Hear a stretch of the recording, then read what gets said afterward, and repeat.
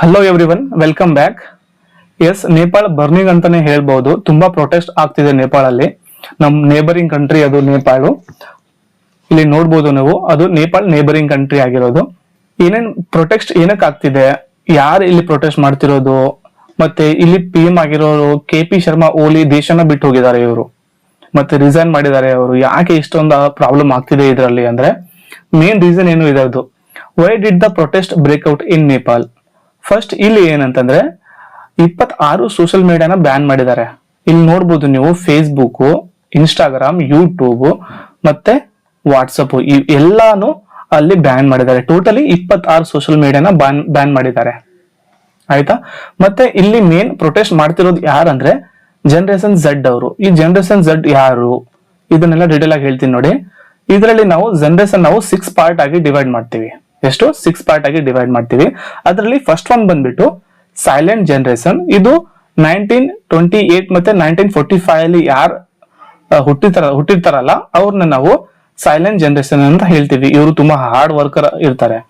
ಅದಾದ್ಮೇಲೆ ಸೆಕೆಂಡ್ ಏನಂದ್ರೆ baby ಬೂಮರ್ generation ಅಂತ. ಇದು 1946 ಮತ್ತು 1964 ಅಲ್ಲಿ ಯಾರು ಅವರು ಹುಟ್ಟಿರ್ತಾರಲ್ಲ ಅವ್ರನ್ನ ನಾವು ಬೇಬಿ ಬೂಮರ್ ಅಂತ ಕರಿತೀವಿ. ಅದಾದ್ಮೇಲೆ ಥರ್ಡ್ ಜನರೇಷನ್, ಇದು ಜನರೇಷನ್ ಎಕ್ಸ್ ಅಂತ ಕರಿತೀವಿ ನಾವು. ಇದು 1965 ಮತ್ತೆ 1980 ಅಲ್ಲಿ ಯಾರು ಹುಟ್ಟಿರ್ತಾರಲ್ಲ ಅವ್ರನ್ನ ಹೇಳ್ತೀವಿ ನಾವು. ಅದಾದ್ಮೇಲೆ ಮಿಲೇನಿಯರ್ಸ್ ಮತ್ತೆ ಜನರೇಷನ್ ವಾಯ್, ಇವರು 1981 ಮತ್ತೆ 1996 ಅಲ್ಲಿ ಯಾರು ಹುಟ್ಟಿರ್ತಾರಲ್ಲ ಅವ್ರನ್ನ ಜನರೇಷನ್ ವಾಯ್ ಅಂತ ಹೇಳ್ತೀವಿ ನಾವು. ಅದಾದ್ಮೇಲೆ ಇಲ್ಲಿ ಬರುತ್ತೆ ನೋಡಿ ಜನರೇಷನ್ ಝೆಡ್ ಅಂತ. ಇವರು 1997 ಮತ್ತು 2012 ಅಲ್ಲಿ ಯಾರು ಜನ್ಮಿರ್ತಾರಲ್ಲ ಅವ್ರನ್ನ ನಾವು ಜನರೇಷನ್ ಝೆಡ್ ಅಂತ ಕರಿತೀವಿ. ಸೊ ಇವರು ಜನರೇಷನ್ ಝೆಡ್ ಎಷ್ಟು 1997 ಮತ್ತೆ 2012 ಅಲ್ಲಿ ಇವರು ಹುಟ್ಟಿರ್ತಾರೆ. ಅವ್ರನ್ನ ನಾವು ಜನರೇಷನ್ ಝೆಡ್ ಅಂತ ಕರಿತೀವಿ. ಇನ್ನೊಂದು ಬರುತ್ತೆ ಜನರೇಷನ್ ಅಲ್ಫಾ ಅಂತ. ಇವರು 2013 ಇಂದ 2025 ವರೆಗೆ ಏನು ಹುಟ್ಟಿರ್ತಾರಲ್ಲ ಅವ್ರನ್ನ ನಾವು ಜನರೇಷನ್ ಅಲ್ಫಾ ಅಂತ ಕರಿತೀವಿ. ಇವರು ತುಂಬಾ AI ಅಲ್ಲಿ ಅಡ್ವಾನ್ಸ್ ಆಗಿರ್ತಾರೆ ಜನರೇಷನ್ ಅಲ್ಫಾ ಅವರು. ಇವಾಗ ನೋಡಬಹುದು, ಇದು ಜನರೇಷನ್ ಝೆಡ್ ಅವರು ಲವ್ ಮೀಮ್ಸ್ ಮತ್ತೆ ರೀಲ್ಸ್ ನ ತುಂಬಾ ಮಾಡ್ತಾರೆ. ನೀವು ನೋಡಿರ್ಬೋದು ಎಷ್ಟು ರೀಲ್ಸ್ ಎಲ್ಲ ಇನ್ಸ್ಟಾಗ್ರಾಮ್ ಅಲ್ಲೆಲ್ಲ. ಸೊ ಜನರೇಷನ್ ಝೆಡ್ ಗೆ ಸ್ಪೆಷಲಿ ರೆಫರ್ ಮಾಡುತ್ತೆ. ಇಷ್ಟು ಗೊತ್ತಾಗ ಜನರೇಷನ್ ಝೆಡ್ ಬಗ್ಗೆ. ಸೊ ಇವರು ತುಂಬಾ ದೊಡ್ಡದಾಗಿ ಪ್ರೊಟೆಸ್ಟ್ ಮಾಡ್ತಿದ್ದಾರೆ. How social media ban stocks the flame of the unrest. Social media ban ಆಗಿರೋದ್ರಿಂದ ನೇಪಾಳ ಅಲ್ಲಿ ತುಂಬಾ ಡಿಸ್ಟರ್ಬೆನ್ಸ್ ಆಗಿದೆ, ಮೇನ್ ಥಿಂಗ್ ಅಂದ್ರೆ. ಅದಾದ್ಮೇಲೆ ಯಾಕೆ ಪ್ರೊಟೆಸ್ಟ್ ಮಾಡ್ತಿದ್ದಾರೆ, ಮೇನ್ ಆಗಿರೋ ಇಲ್ಲಿ ಪ್ರಾಬ್ಲಮ್ ಏನು? ಮೇನ್ಲಿ ಆಗಿರೋದು ಕರಪ್ಷನ್ ಇಂದ. ಈ ಜನರೇಷನ್ ಅವರಿಗೆ ತುಂಬಾ ಕರಪ್ಷನ್ ಇಂದ ಎಫೆಕ್ಟ್ ಆಗಿದೆ ಫಸ್ಟ್. ಮತ್ತೆ ಆದ್ಮೇಲೆ ಅನ್ಎಂಪ್ಲಾಯ್ಮೆಂಟ್ ಆಗಿದೆ. ಮತ್ತೆ huge gap between the rich people and poor people, ಇದು ಒಂದು ಇಂಪಾರ್ಟೆಂಟ್ ಥಿಂಗ್. ಅದಾದ್ಮೇಲೆ ಬ್ರೋಕನ್ ದ ಪ್ರಾಮಿಸ್, ಅಂದ್ರೆ ಇಲ್ಲಿ ಗೌರ್ಮೆಂಟ್ ಏನಂದ್ರೆ ಏನು ವಾದ ಕೊಟ್ಟಿರ್ತಾರಲ್ಲ ಜನರಿಗೆ, ನಾನು ಇದು ಮಾಡ್ತೀನಿ, ಈ ಇನ್ಸೆಂಟಿವ್ ಮಾಡ್ತೀನಿ, ಎಜುಕೇಶನ್ ನ ಇಂಪ್ರೂವ್ಮೆಂಟ್ ಮಾಡ್ತೀವಿ, ಮತ್ತೆ ಪೀಪಲ್ ಪ್ರಾಜೆಕ್ಟ್ ನ ಕಂಪ್ಲೀಟ್ ಮಾಡ್ತೀವಿ, ಅದು ಯಾವುದು ಅವರು ಕಂಪ್ಲೀಟ್ ಮಾಡಲ್ಲ. ಸೊ ಅದಕ್ಕೆ ಇಲ್ಲಿ ಯೂತ್ ಹೊರಗಡೆ ಬರ್ತಿರೋದು. ಅದಾದ್ಮೇಲೆ ರೂಟ್ ಕಾಸ್ ಏನು ನಾನು ಹೇಳಿದ್ನಲ್ಲ ನಿಮ್ಗೆ, ಅನ್ಎಂಪ್ಲಾಯ್ಮೆಂಟ್ ಒಂದು, ಇಟ್ ಇಸ್ ವೆರಿ ಇಂಪಾರ್ಟೆಂಟ್. ಮತ್ತೆ ಅನ್ಇಕ್ವಾಲಿಟಿ ಇನ್ ನೇಪಾಲ್, ಮತ್ತೆ ಪೊಲಿಟಿಕಲ್ ಸ್ಟಾಗ್ನೇಷನ್ಸ್, ಮತ್ತೆ ವೈಡ್ ಸ್ಪ್ರೆಡ್ ಆಫ್ ಕರಪ್ಷನ್ಸ್. ಇಲ್ಲಿ ನೋಡ್ಬೋದು ನೀವು ಅನ್ಎಂಪ್ಲಾಯ್ಮೆಂಟ್ ಯಾವ ರೇಟ್ಗೆ ಇಲ್ಲಿ ಜಾಸ್ತಿ ಆಗ್ತಿದೆ ಅಂತ ಇಯರ್ ಬೈ ಇಯರ್. ಅದಾದ್ಮೇಲೆ ಅನ್ಇಕ್ವಾಲಿಟಿ ನೋಡ್ಬೋದು. ಇಲ್ಲಿ ಅನ್ಇಕ್ವಾಲಿಟಿಯಲ್ಲಿ 1984 ಅಲ್ಲಿ 31 ಇತ್ತು. ಅದಾದ್ಮೇಲೆ 2012 ನೋಡಿ ಸೇಮ್ ಇದೆ, ಏನು ಚೇಂಜಸ್ ಇಲ್ಲ. 1984 ಅಲ್ಲಿ ಇರೋದನ್ನ ಮತ್ತೆ 2012 ಬಂದಿದೆ. ಸೊ ಅದಕ್ಕೆ ಇಲ್ಲಿ ಡೆಫಿನೆಟ್ಲಿ ಯೂತ್ ನ ಹೊರಗಡೆ ಬರೋ ಚಾನ್ಸಸ್ ಜಾಸ್ತಿ ಇರುತ್ತೆ. ಯಾಕಂದ್ರೆ ನೋಡಿ ಮತ್ತೆ ತಿರ್ಗಾ ಹಿಂದೆ ಆ ಪ್ಲೇಸ್ ಅಲ್ಲಿ 1984 ಅಲ್ಲೇ ಹೋಗ್ತಿದೆ ಅಂದ್ರೆ ಇದು ತುಂಬಾ backlash for the any country. ಯಾವ ಕಂಟ್ರಿ ಆಗ್ಲಿ ಅನ್ಇಕ್ವಾಲಿಟಿ ಇಂಪ್ರೂವ್ ಆಗ್ತಾ ಹೋಗ್ಬೇಕು ಯಾವ ಇಯರ್ ಬೈ ಇಯರ್. ಅದು ಮತ್ತೆ ಸೇಮ್ ಅದೇ ಪ್ಲೇಸಿಗೆ ಬಂದು 1984 ಗೆ ಬಂದಿದೆ ಅಂದ್ರೆ ಡೆಫಿನೆಟ್ಲಿ ಅದು ಗ್ರೋ ಆಗಲ್ಲ. ಮತ್ತೆ ಇಲ್ಲಿ ಒಂದು ಇಂಪಾರ್ಟೆಂಟ್ ಪಾಯಿಂಟ್ ಅಂತಂದ್ರೆ, ಒಂದು ಫಾರ್ ಎಕ್ಸಾಂಪಲ್ ಅಲ್ಲಿ 2022 ಮತ್ತೆ 23 ರಿಪೋರ್ಟ್ ರಿಚೆಸ್ಟ್ ಪೀಪಲ್ ಅಂದ್ರೆ 20% ಇರಬಹುದು. ಅಲ್ಲಿ per capital income 2,59,000 rich people ಅವರಿಗೆ ಪರ್ ಕ್ಯಾಪಿಟಲ್ ಇನ್ಕಮ್. ಅದಾದ್ಮೇಲೆ ಅಲ್ಲಿ ಪೂರೆಸ್ಟ್ ಪೀಪಲ್ ಅವರಿಗೆ ನೋಡಿ 61,335. ಇಲ್ಲಿ ನೋಡಿ ಗ್ಯಾಪ್ ಎಷ್ಟಿದೆ, 2,59,000 ಮತ್ತೆ 61,000 ಇರೋ ಗ್ಯಾಪ್ 3 ಪಟ್ಟು ಗ್ಯಾಪ್ ಇರೋದು.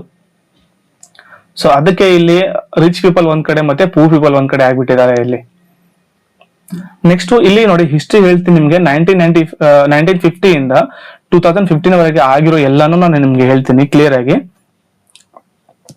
1950 ಏನಾಗಿದೆ ಅಂದ್ರೆ ಒಂದು ಸಿವಿಲ್ ಅಪ್ ರೈಸಿಂಗ್ ಅಂತ ಆಗಿದೆ ಇಲ್ಲಿ, ಅಂದ್ರೆ ನಾಗರಿಕರ ಹೋರಾಟ 1950 ಇದರಲ್ಲಿ ಏನಾಗಿದೆ ಅಂದ್ರೆ ಮುಂಚೆ ಇಲ್ಲಿ ಒಬ್ರು ರಾಣಾ ರೆಜಿಮ್ ಅಂತ ಒಂದು ರಾಜ್ಯ ಇದ್ರು, ಇವರು 100 ಇಯರ್ಸ್ ಇಂದ ಆಳ್ವಿಕೆ ಮಾಡ್ಕೊಂಡ್ ಬರ್ತಾರೆ.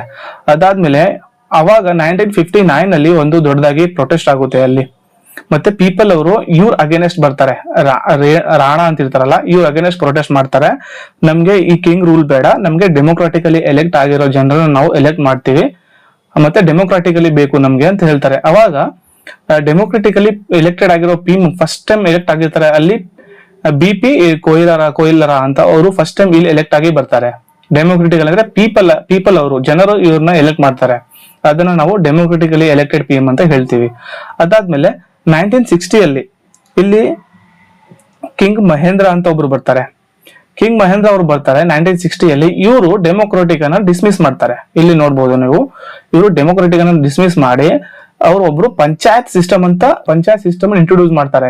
ಈ ಪಂಚಾಯತ್ ಸಿಸ್ಟಮ್ ಪ್ರಕಾರ ಏನಾಗುತ್ತೆ ಅಂತಂದ್ರೆ ಇಲ್ಲಿ ಕಿಂಗ್ ಅವರು ಮೇನ್ ರೋಲ್ ಮಾಡ್ತಾರೆ, ಮತ್ತೆ ಇಲ್ಲಿ ಡೆಮೋಕ್ರಾಟಿಕ್ ಡಿಸ್ಮಿಸ್ ಮಾಡ್ಬಿಡ್ತಾರೆ ಅವರು. ಇಲ್ಲೇ ನೋಡ್ಬೋದು ನೀವು, Koirala lead elected by the government ಈ set of the panchayat system. ಇಲ್ಲೇ ನೋಡ್ಬೋದು ಪಂಚಾಯತ್ ಸಿಸ್ಟಮ್ ಪ್ರಕಾರ ಇಲ್ಲಿ ಮತ್ತೆ ಕಿಂಗ್ ಮತ್ತೆ ರೂಲ್ ಮಾಡ್ತಾರೆ ಅಂತ ಈ 1960 ಆಗುತ್ತೆ. ಅದಾದ್ಮೇಲೆ 1990 ಪುಷ್ ಫಾರ್ ದ ಡೆಮೋಕ್ರಸಿ, ಇಲ್ಲಿ ಜನರು ಮತ್ತೆ ಪ್ರೊಟೆಸ್ಟ್ ಮಾಡ್ತಾರೆ 1990 ಪುಷ್ ಫಾರ್ ದ ಡೆಮೋಕ್ರಟಿ, ನಮಗೆ ಕಿಂಗ್ ಬೇಡ, ನಮಗೆ ಡೆಮೋಕ್ರಾಟಿಕಲಿ ಎಲೆಕ್ಟ್ ಆಗಿರೋರು PM ಬೇಕು ಅಂತ ಮತ್ತೆ ಜನರು ಇಲ್ಲಿ ದೊಡ್ಡದಾಗಿ ಮತ್ತೆ ಪ್ರೊಟೆಸ್ಟ್ ಮಾಡ್ತಾರೆ. ಅವಾಗ ಕಿಂಗ್ ಬೀರೇಂದ್ರ ಅವರು ಎಲೆಕ್ಟ್ ಆಗಿ ಬರ್ತಾರೆ. ಇಲ್ಲಿ ತುಂಬಾ ಪಾರ್ಟಿಗಳು ಹೊರಗಡೆ ಬರ್ತವೆ. ಅದಾದ್ಮೇಲೆ 1996 ಮತ್ತೆ 2006 ಇಲ್ಲಿ ಒಂದು ತುಂಬಾ ದೊಡ್ಡದಾಗಿ ಬ್ಯಾಕ್ಲಾಶ್ ಆಗುತ್ತೆ ನೇಪಾಳ್ಗೆ. ಯಾಕಂದ್ರೆ ಇಲ್ಲಿ ಒಂದು ಸಿವಿಲ್ ವಾರೇ ಆಗುತ್ತೆ. ಇಲ್ಲಿ 16,000 ಜನರು ಸಾಯ್ತಾರೆ, ನೋಡ್ಬೋದು ಇಲ್ಲಿ. ಅದಾದ್ಮೇಲೆ 2008 ಎಂಡ್ ಆಫ್ ದ ಮೊನಾರ್ಕಿ. 2008 ಇಲ್ಲಿ ನೋಡ್ಬೋದು ನೀವು, ಮೊನಾರ್ಕಿ ಅಂದ್ರೆ ರಾಜಶಾಹಿ ಅಂತ್ಯ ಆಗೋದನ್ನ ನಾವು ಅಬೋಲಿಷನ್ ಆಫ್ ದ ಮೊನಾರ್ಕಿ ಅಂದ್ರೆ ರಾಜಶಾಹಿ ಅಂತ್ಯ ಆಗುತ್ತೆ. ಮತ್ತೆ ಇಲ್ಲಿ ಡೆಮೋಕ್ರೆಟಿಕ್ ಆಗಿ ಜನರು ಇಲ್ಲೇ ಕಿಂಗ್ ನ ಎಲೆಕ್ಟ್ ಮಾಡ್ತೀವಿ ಅಂತ ಪ್ರೊಟೆಸ್ಟ್ ಆಗುತ್ತೆ. ಅವಾಗ ಇದರಲ್ಲಿ ನೋ ಕಿಂಗ್ ರಿಪಬ್ಲಿಕ್ ನೇಪಾಳ ಅಂತ ಬರುತ್ತೆ. ಅವಾಗ ನೋ ಕಿಂಗ್ ರಿಪಬ್ಲಿಕ್ ನೇಪಾಳ ಅಂತ ಆಗುತ್ತೆ. ಅವಾಗ ಪ್ರಚಂಡ ಬಿಕಮ್ ದ ಫಸ್ಟ್ PM ಇಲ್ಲ ಆಗೋರು. ಇಲ್ಲಿ ನೋಡ್ಬೋದು ನೀವು, ಪ್ರಚಂಡ ಅವರು ಫಸ್ಟ್ PM ಆಗಿ ಹೊರಗಡೆ ಬರ್ತಾರೆ 2008. ಅದಾದ್ಮೇಲೆ 2015 ಇಲ್ಲಿ ಮೇನ್ ಆಗಿರೋದು ನ್ಯೂ ಕಾನ್ಸ್ಟಿಟ್ಯೂಷನ್. ಇಲ್ಲಿ KP ಓಲಿ ಇಂದ ಆಗುತ್ತೆ. ಇಲ್ಲಿ ನೋಡ್ಬೋದು ನೀವು, KP Oli took over as a PM of Nepal. 2015 ಅವರು ಹೊರಗಡೆ PM ಆಗಿ ಬರ್ತಾರೆ.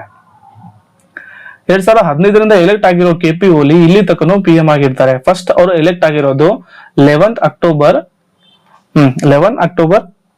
2015 ಅವರು ಎಲೆಕ್ಟ್ ಆಗಿ ಬರ್ತಾರೆ. 2015 ಅವರು ಫಸ್ಟ್ ಎಲೆಕ್ಟ್ ಆಗಿ ಬರ್ತಾರೆ. ಅದಾದ್ಮೇಲೆ ಅವ್ರದ್ದು ಸೆಕೆಂಡ್ ಟರ್ಮ್ ಬರುತ್ತೆ.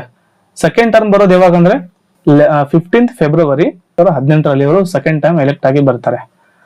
ಸೆಕೆಂಡ್ ಟೈಮ್ ಎಲೆಕ್ಟ್ ಆಗಿ ಇಲ್ಲಿ ತಕ್ಕ ಅವರು. ಇವಾಗ ನೋಡಿ ಪರಿಸ್ಥಿತಿ ಯಾವ ತರ ಇದೆ ಅಂದ್ರೆ KP ಓಲಿ ಅವರು ದೇಶ ಬಿಟ್ಟು ಹೋಗಿದ್ದಾರೆ. ಯಾಕಂದ್ರೆ ಯೂತ್ ಜನರೇಷನ್ ತುಂಬಾ ಅಲ್ಲಿ ಪ್ರೊಟೆಸ್ಟ್ ಮಾಡ್ತಿದೆ. ಅದಾದ್ಮೇಲೆ ಇಲ್ಲಿ ಇದು ತುಂಬಾ important, foreign influencer and NGO investment. ಇಲ್ಲಿ ಒಂದು ಹೆಮಿ ನೇಪಾಳ ಅಂತ ಒಂದು NGO ಇರೋದು. ಈ NGO ಈ ಪ್ರೊಟೆಸ್ಟ್ ಅಲ್ಲಿ ತುಂಬಾ ಕೀ ರೋಲ್ ನ ತೋರಿಸ್ತಾ ಇದೆ.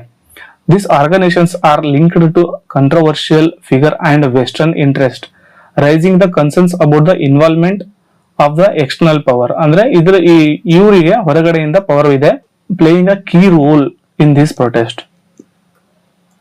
ಅದಾದ್ಮೇಲೆ ನೋಡಿ, ನಾನು ನಿಮ್ಗೆ ಹೇಳಿರೋ ಪ್ರಕಾರ ಜನರೇಷನ್ Z ಅವರು ಈ ರಿವಲ್ಯೂಷನ್ ಮಾಡ್ತಿರೋದು. ಜನರೇಷನ್ Z ಅಂದ್ರೆ ಎಲ್ಲಿ ಅಂದ್ರೆ 1997 ನಿಂದ 2012 ಬರ್ತ್ ಆಗಿರೋ ಜನರನ್ನ ನಾವು ಜನರೇಷನ್ Z ಅಂತ ಹೇಳ್ತೀವಿ.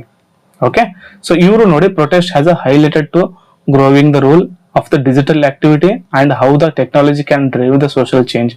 ಡೆಫಿನೆಟ್ಲಿ ಒಂದು ಕಂಟ್ರಿಯಲ್ಲಿ ಸೋಷಿಯಲ್ ಮೀಡಿಯಾ ಇಂದನೇ ನಾವು ಗೊತ್ತಾಗುತ್ತೆ ನಮ್ಗೆ ನ್ಯೂಸ್ ಏನ್ ನಡೀತಿದೆ ಏನಿಲ್ಲ ಅಂತ. ಅಂದ್ರೆ ಗೌರ್ಮೆಂಟ್ ಬ್ಯಾನ್ ಮಾಡಿರೋದಕ್ಕೆ ಮೇನ್ ಕಾರಣ ಏನಂದ್ರೆ ಈ ಸೋಷಿಯಲ್ ಮೀಡಿಯಾ ಅಲ್ಲಿ ಜನರು ಇದಾರಲ್ಲ, ಇವರು ತುಂಬಾ ಫೇಕ್ ನ್ಯೂಸ್ ನ ಹಾಕ್ತಿದ್ರು. ಮತ್ತೆ ಅಗೇನೆಸ್ಟ್ ದ ಗೌರ್ಮೆಂಟ್ ಅಂದ್ರೆ ಮಿನಿಸ್ಟ್ರಿ ಮಕ್ಕಳು ಅಲ್ಲಿ ಹೋಗ್ತಿದ್ದಾರೆ, ಇವ್ರು ಯಾಕೆ ಬೇರೆ ದೇಶಕ್ಕೆ ಹೋಗಿ ಎಷ್ಟು ಆರಾಮಿ ಲೈಫ್ ನ ರೂಲ್ ಮಾಡ್ತಿದ್ದಾರೆ ಅಂತ ಈ ಜನರನ್ನು. ಯಾಕಂದ್ರೆ ಕೆಲವು ಕಡೆ ನೇಪಾಳಲ್ಲಿ ತುಂಬಾ ಪೂರ್ ಪೀಪಲ್ ಇದ್ದಾರೆ. ಮತ್ತೆ ಇವರು ಮಿನಿಸ್ಟರ್ಸ್ ಮಕ್ಕಳೆಲ್ಲ ಔಟ್ ಆಫ್ ಕಂಟ್ರಿಯಲ್ಲಿ ಹೋಗಿ ತುಂಬಾ ರಿಚ್ ಆಗಿ ಬದುಕ್ತಿದ್ದಾರೆ. ಇಲ್ಲಿ ನೋಡಿದ್ರೆ ನಮ್ಗೆ ಇಲ್ಲಿ ಊಟ ಮಾಡಕ್ಕೂ ಇಲ್ಲ ಅಂತ ಇದು ಮೇನ್ ಕನ್ಸರ್ನ್ ಆಗಿರೋದು ಈ ಯೂತ್ ಇಂದ. ಇದನ್ನ ಇವರು ಸೋಷಿಯಲ್ ಮೀಡಿಯಾ ಅಲ್ಲಿ ತುಂಬಾ ಸ್ಪ್ರೆಡ್ ಮಾಡ್ತಿದ್ರು. ಸೊ ಅದಕ್ಕೆ ಗೌರ್ಮೆಂಟ್ ಕಡೆಯಿಂದ ಇದನ್ನ ಎಲ್ಲ ಆಪ್ಸ್ ನ ಬ್ಯಾನ್ ಮಾಡಿರೋ ಅಂತ ಒಂದು ಗೌರ್ಮೆಂಟ್ ಕಡೆಯಿಂದ ಸ್ಟೇಟ್ಮೆಂಟ್ ಬಂದಿರೋದು. ಅದಾದ್ಮೇಲೆ implications of Nepal's crisis on India. Definitely India ಅಲ್ಲಿ ತುಂಬಾ ನಾವು ನೇಪಾಳ ಜೊತೆ ತುಂಬಾ ಸ್ಟ್ರಾಂಗ್ ರಿಲೇಷನ್ ಇದೆ ನಮ್ದು ಮತ್ತೆ ನೇಪಾಳದು. ಇವಾಗ ಇದ್ರಲ್ಲಿ ಏನಂದ್ರೆ ಡೆಫಿನೆಟ್ಲಿ ಪೊಲಿಟಿಕಲ್ ಇನ್ಸ್ಟೆಬಿಲಿಟಿಯಿಂದ ಬಾರ್ಡರ್ ಡಿಸ್ಟ್ರಿಬ್ಯೂಟ್ ಆಗಿರೋ ನಮ್ ಟ್ರೇಡ್ ನ ತುಂಬಾ ಎಫೆಕ್ಟ್ ಆಗುತ್ತೆ. ಫಾರ್ ಎಕ್ಸಾಂಪಲ್ ರೋಡ್ವೇ ಆಗಿರ್ಬೋದು, ಹೈಡ್ರೋ ಎಲೆಕ್ಟ್ರಿಕ್ ಪ್ಲಾಂಟ್ಸ್ ಆಗಿರ್ಬೋದು, ರೈಲ್ವೆ ಲಿಂಕು, ಮತ್ತೆ ಯಾವ್ದು ನಮ್ ವಾಟರ್ ಬಾಡಿ ಲಿಂಕು, ಇದು ಡೆಫಿನೆಟ್ಲಿ ಅಂದ್ರೆ ಎಫೆಕ್ಟ್ ಆಗುತ್ತೆ, ಹಾಗೆ ಆಗುತ್ತೆ ಡೆಫಿನೆಟ್ಲಿ. ಓಕೆ, ನೆಕ್ಸ್ಟ್ ಇಂಡಿಯಾ ಇಂದ ನಾವು ಏನ್ ಅವರಿಗೆ ಹೇಳ್ಬೋದು ಸ್ಟೇಬಲ್ ಆಗಿರಕ್ಕೆ? ನಾವು ಅವ್ರ ಜನರನ್ನ ನಾವು ಹೇಳ್ಬೋದು, ಪೊಲಿಟಿಕಲ್ ಲೀಡರ್ನ ಹೇಳ್ಬೋದು ಇದನ್ನ ಪೀಸ್ಫುಲ್ ಆಗಿ ರಿಫಾರ್ಮ್ ಮಾಡಿ ಅಂತ. ಮತ್ತೆ ಸಾರ್ಕ್ ನಿಮ್ಗೆ ಗೊತ್ತಿರ್ಬೋದು, ಇದರಲ್ಲಿ ಒಂದು 6 ಕಂಟ್ರಿ ಬರುತ್ತೆ. ಆ ಸಾರ್ಕ್ ಮುಖಾಂತರ ನಾವು ನೇಪಾಳಲ್ಲಿ ಹೇಳ್ಬೋದು, ಈ ತರ ಎಲ್ಲ ರಿಕ್ವೆಸ್ಟ್ ಮಾಡ್ಕೊಂಡು ಹೇಳ್ಬೋದು. ಮತ್ತೆ ನಮ್ ಕಡೆಯಿಂದ ಆಫರ್ ಕೊಡ್ಬೋದು ಅವರಿಗೆ, ಏಡ್ಸ್ ಆಗ್ಲಿ ಅಂದ್ರೆ ಹ್ಯುಮ್ಯಾನಿಟೇರಿಯನ್ ಮೆಡಿಕಲ್ ಸಪ್ಲೈ ಆಗಿ ಫುಡ್ ಆಗಿರ್ಬೋದು, ಅದನ್ನ ನಾವು ಅವರಿಗೆ ಪ್ರೊವೈಡ್ ಮಾಡಬಹುದು. ಅದಾದ್ಮೇಲೆ ನೆಕ್ಸ್ಟ್ ನೋಡಿ, ಇಲ್ಲಿ ಸಾರ್ಕ್ ಕಂಟ್ರಿ ನೀವು ನೋಡ್ಬೋದು, ಇದು ಸಾರ್ಕ್. ಓಕೆ, ಸಾರ್ಕ್ ಅಲ್ಲಿ ಬಂದ್ಬಿಟ್ಟು ಒಂದು ಅಫ್ಘಾನಿಸ್ತಾನ್, ಮತ್ತೆ ಬಾಂಗ್ಲಾದೇಶ್, ಭೂತಾನ್, ಇಂಡಿಯಾ, ಮಾಲ್ದೀವ್ಸ್, ನೇಪಾಳ್, ಪಾಕಿಸ್ತಾನ್ ಮತ್ತೆ ಶ್ರೀಲಂಕಾ, ಇವೆಲ್ಲ ಕಂಟ್ರಿ ಸಾರ್ಕ್ ಒಳಗಡೆ ಬರುತ್ತೆ. ಓಕೆ, ನೆಕ್ಸ್ಟ್ ಇಂಟರ್ನ್ಯಾಷನಲ್ ರಿಯಾಕ್ಷನ್ಸ್ ಏನಂದ್ರೆ, ಸ್ಪೆಷಲಿ ನಾವು ಇಂಡಿಯಾ ನಿಮ್ಗೆ ಹೇಳಿದೀನಿ, ಇಂಡಿಯಾದು ಯಾವ ತರ ಪೀಸ್ಫುಲ್ ಆಗಿ ಮಾಡ್ಬೇಕಂತ ಒಂದು ರೂಲು. ಅದಾದ್ಮೇಲೆ UK, ಫ್ರಾನ್ಸ್ ಮತ್ತೆ ಜರ್ಮನಿಯವರು ಹೇಳ್ತಿದ್ದಾರೆ, ಸೊ ನಿಮ್ ಪೀಪಲ್ ರೈಟ್ಸ್ ನ ಪ್ರೊಟೆಕ್ಟ್ ಮಾಡಿ ಅಂತ ಅವರು ಎಲ್ಲರೂ ಬೇರೆ ಬೇರೆ ಕಂಟ್ರಿಯಿಂದ ಈ ತರ ಟ್ವೀಟ್ ಮಾಡಿ ಹೇಳಿದ್ದಾರೆ. Okay, thank you friends, thank you ಎಲ್ಲರಿಗೂ ನೋಡಿದಕ್ಕೆ. ಮತ್ತೆ ಈ ಚಾನಲ್ ನ ಸಬ್ಸ್ಕ್ರೈಬ್ ಮಾಡ್ಕೊಳ್ಳಿ. ನಾನು ಇದೇ ತರ ಆಗಿರೋ ಹೊಸ ನ್ಯೂ ಅಪ್ಡೇಟ್ಸ್ ತರ್ತೀನಿ. ಮತ್ತೆ ನೇಪಾಳಲ್ಲಿ ಮತ್ತೆ ಏನಾದ್ರು ನ್ಯೂ ಅಪ್ಡೇಟ್ ಆದ್ರೆ ನಿಮ್ಗೆ ಡೆಫಿನೆಟ್ಲಿ ತಿಳಿಸ್ತೀನಿ. ಪ್ಲೀಸ್ ಸಬ್ಸ್ಕ್ರೈಬ್ ಮಾಡಿ. Okay, thank you.